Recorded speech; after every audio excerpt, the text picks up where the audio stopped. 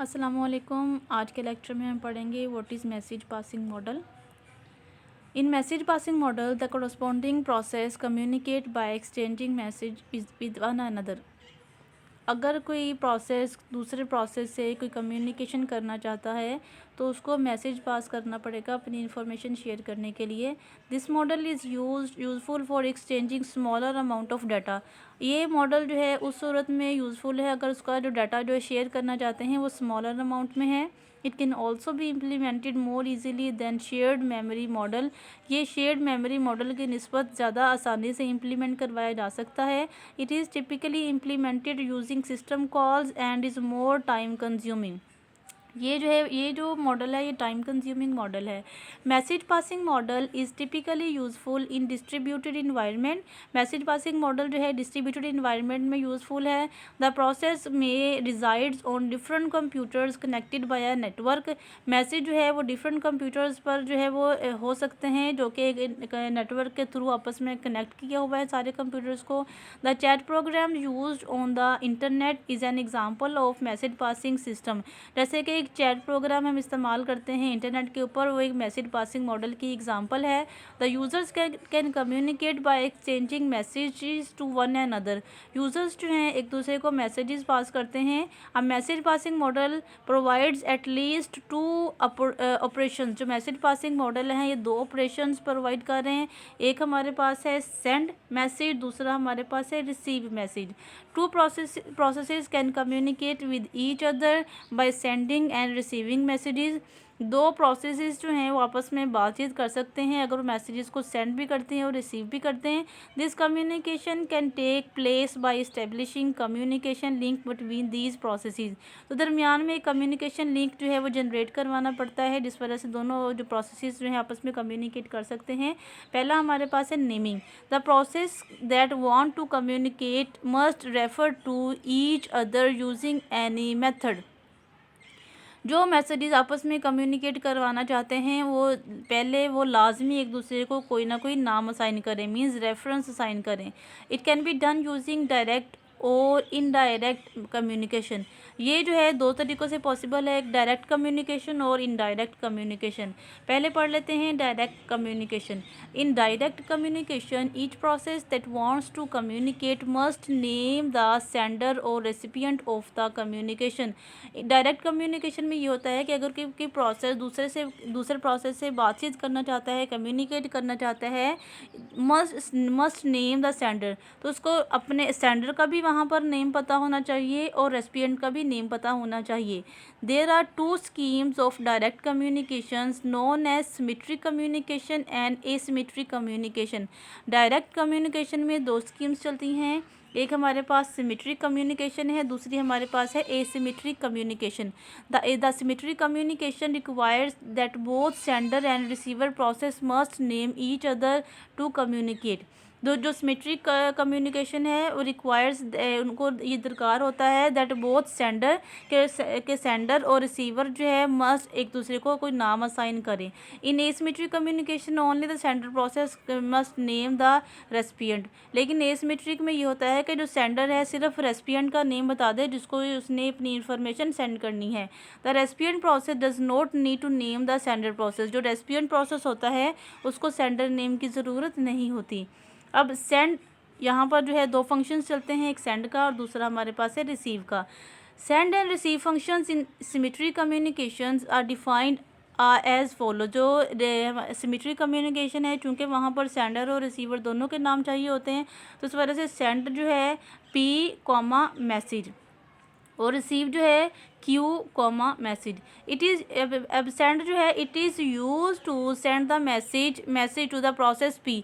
अब पी का मतलब है कि वो रेसिपिएंट जिसको मैसेज पहुंचाना है, ठीक है। अब it use to receive the message by process Q. ये बता क्यू का मतलब है कि मैसेज किसने सेंड किया है और यहाँ पर एम एस जी का मतलब है कि मैसेज क्या है, ठीक है। पी का मतलब है रेसिपिएंट और क्यू का मतलब है सेंडर। अब send and receive function in asymmetric communication are defined as follow. और जो एसिमेट्रिक कम्युनिकेशन है वहाँ पर ये होता है कि वहाँ पर सिर्फ it is use send P comma message. अब सेंडर ने जो है सिर्फ रेसिपिएंट का नाम बताना है, रेसिपिएंट को सेंडर की ज़रूरत नहीं है। तो देखें send P comma message, it is use to send message to the process, जिसने यहाँ पर ये बताया जाता है कि ये मैसेज किस रेसिपिएंट को पहुँचाना है।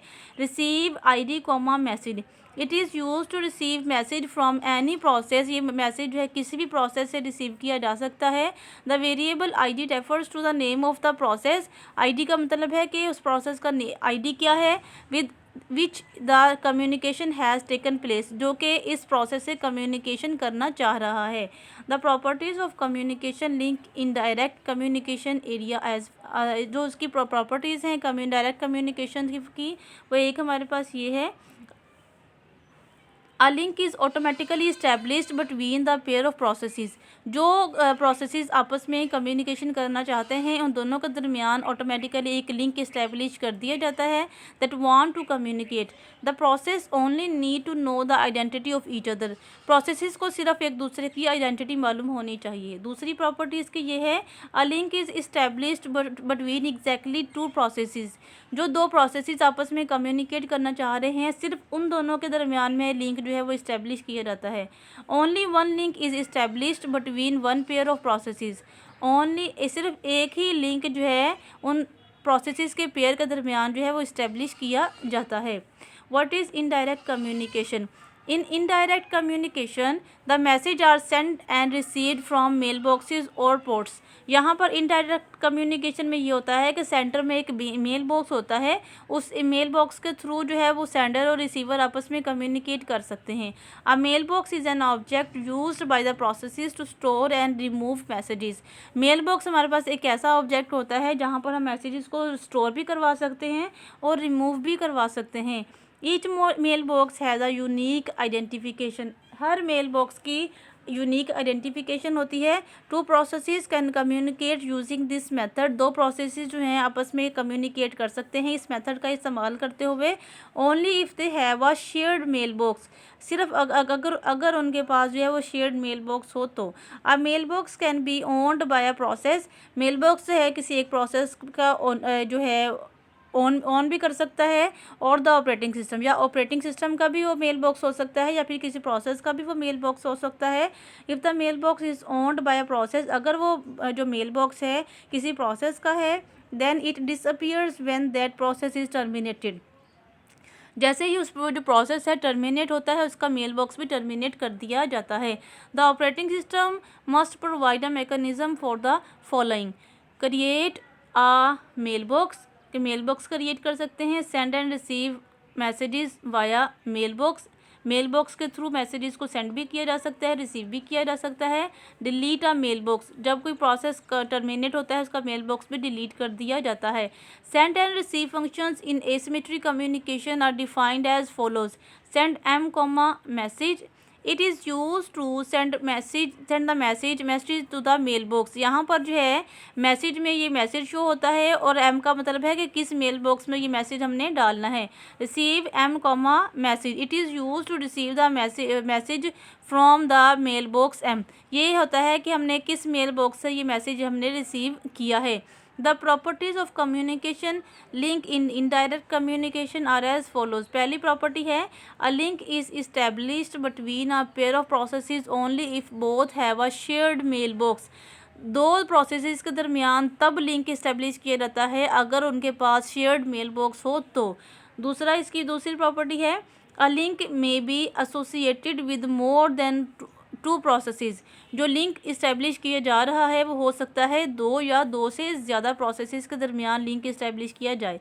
Each pair of communicating process may have a number of links with each link referring to one mail box, एक मेल बॉक्स के साथ जो है each pair of communicating processes, जो कम्युनिकेटिंग प्रोसेसेस है may have a number of links, उनके number of links हो सकते हैं with each link referring to one mail box. Problems in mail box system, mail box system में क्या क्या problems आती हैं? Some problems with the mail box system occur when more than two processes share a mail box, ये mail box में ये problem आती है कि when more than two processes, जब दो या दो से ज़्यादा processes share a mail box को शेयर करते हैं।